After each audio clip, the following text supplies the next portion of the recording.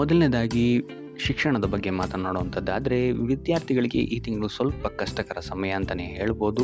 So ನೀವು ಅಂದ್ಕೊಂಡಂತಹ result ನಿಮಗೆ ಸಿಗೋಕ್ಕೆ ಹೆಚ್ಚಿನ ಪರಿಶ್ರಮವನ್ನು ನೀವು ಹಾಕಬೇಕಾಗುತ್ತೆ. ಇನ್ನು ನೀವೇನಾದರೂ ಸ್ಪರ್ಧಾತ್ಮಕ ಪರೀಕ್ಷೆಗಳಲ್ಲೇನಾದ್ರು ತಗೊಳ್ತಾ ಇದ್ದೀರಾ ಅಂತ ಹೇಳಿದ್ರು ಸಹಿತ ನಿಮಗಿಲ್ಲಿ ಸ್ವಲ್ಪ ಅಡೆತಡೆಗಳ ನಂತರ ನಿಮಗಿಲ್ಲಿ ಯಶಸ್ಸು ಸಿಗುತ್ತೆ ಅಂತಲೇ ಹೇಳ್ಬೋದು. ಸೊ ಆದ್ದರಿಂದ ಸತತ ಪ್ರಯತ್ನವನ್ನು ನೀವಿಲ್ಲಿ ಮಾಡಬೇಕಾಗತ್ತೆ ಈ ಯಶಸ್ಸು ಸಿಗೋಕ್ಕೆ. ಸೊ ಆದಷ್ಟು ಈ ತಿಂಗಳು ನಿಮ್ಮ ಸಾಮರ್ಥ್ಯದ ಮೇಲೆ ನೀವು ಹೆಚ್ಚು ಗಮನವನ್ನು ವಹಿಸುವಂಥದ್ದು ಉತ್ತಮವಾಗಿರುತ್ತೆ. ಇನ್ನೊಬ್ಬರನ್ನು ನಂಬಿ ಯಾವುದೇ ರೀತಿಯಾದಂತಹ ರಿಸ್ಕನ್ನು ತಗೊಳ್ಳೋಕ್ಕೆ ಹೋಗಬೇಡಿ.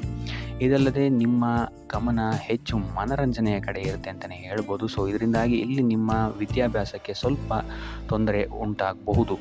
ಇನ್ನು ತಾಂತ್ರಿಕ ವರ್ಗ ಅಥವಾ ಇಂಜಿನಿಯರಿಂಗ್ ಓದ್ತಾ ಇರುವಂತಹ ವಿದ್ಯಾರ್ಥಿಗಳಿಗೆ ಈ ತಿಂಗಳು ಸ್ವಲ್ಪ ಉತ್ತಮವಾಗಿದೆ ಅಂತಲೇ ಹೇಳ್ಬೋದು. ಸೊ ಟೋಟಲ್ ಆಗಿ ನೋಡುವಂಥದ್ದಾದರೆ ಈ ತಿಂಗಳು ವಿದ್ಯಾರ್ಥಿಗಳಿಗೆ ಅಷ್ಟಾಗಿ ಉತ್ತಮವಾಗಿಲ್ಲ ಅಂತಲೇ ಹೇಳ್ಬೋದು.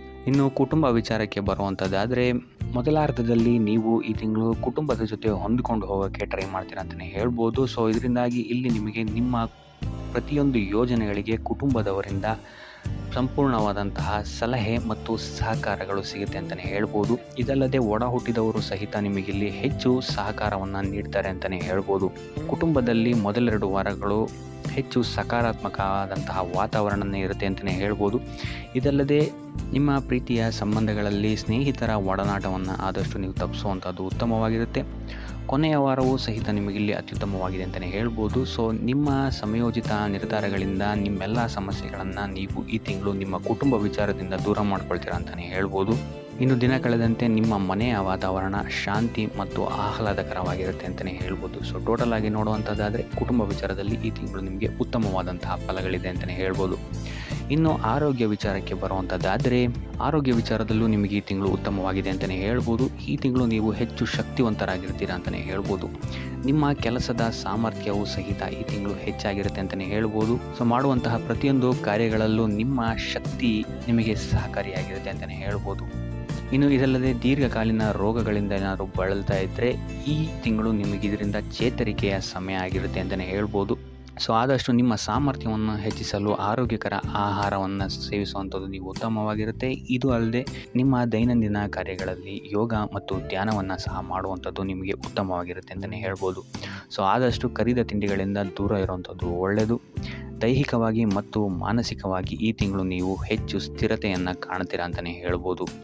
ಇನ್ನು ವಯೋವೃದ್ಧರಿಗೆ ಮಧುಮೇಹದಂತಹ ಸಮಸ್ಯೆಗಳು ಸ್ವಲ್ಪ ಕಾಣಬಹುದು. ಸೊ ಆದ್ದರಿಂದ ಯಾವುದೇ ರೀತಿಯಾದಂತಹ ಆರೋಗ್ಯ ವಿಚಾರವನ್ನು ನೆಗ್ಲೆಕ್ಟ್ ಮಾಡದೆ ವೈದ್ಯಕೀಯ ಸಲಹೆಯನ್ನು ಪಡೆಯುವಂಥದ್ದು ನೀವು ಇಲ್ಲಿ ಉತ್ತಮವಾಗಿರುತ್ತೆ ಅಂತಲೇ ಹೇಳ್ಬೋದು. ಸೊ ಒಟ್ಟಾರೆಯಾಗಿ ಆರೋಗ್ಯದ ದೃಷ್ಟಿಕೋನದಿಂದ ಅತ್ಯುತ್ತಮವಾದಂತಹ ಫಲಗಳನ್ನು ನೀವು ಈ ತಿಂಗಳು ನೋಡ್ತೀರಾ ಅಂತಲೇ ಹೇಳ್ಬೋದು.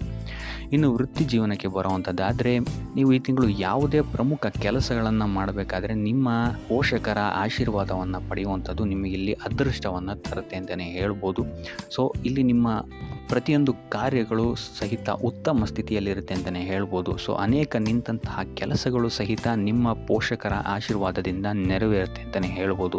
ಸೊ ಇದು ಅಲ್ಲದೆ ಈ ತಿಂಗಳು ನಿಮಗೆ ಹೆಚ್ಚಿನ ಅವಕಾಶಗಳು ಸಹಿತ ದೊರೆಯುತ್ತೆ ಅಂತಲೇ ಹೇಳ್ಬೋದು. ಸೊ ಆದ್ದರಿಂದಾಗಿ ಈ ತಿಂಗಳು ನೀವು ನಿಮ್ಮ ಸಮಯವನ್ನು ಉತ್ತಮವಾಗಿ ಬಳಸಿಕೊಳ್ಳುವಂಥದ್ದು ಉತ್ತಮವಾಗಿರುತ್ತೆ. ಇನ್ನು ಇದಲ್ಲದೆ ನಿಮ್ಮ ಸ್ನೇಹಿತರ ಸಹಕಾರವೂ ಸಹಿತ ನಿಮಗಿಲ್ಲಿ ನಿಮ್ಮ ಕಾರ್ಯಕ್ಷೇತ್ರದಲ್ಲಿ ಸಿಗುತ್ತೆ ಅಂತಲೇ ಹೇಳ್ಬೋದು. ಇನ್ನು ಯುವಕರು ನಿಮ್ಮ ವೃತ್ತಿ ಜೀವನದ ಬಗ್ಗೆ ಯೋಜನೆಗಳನ್ನು ಮಾಡುವಂಥದ್ದು ಉತ್ತಮವಾಗಿರುತ್ತೆ.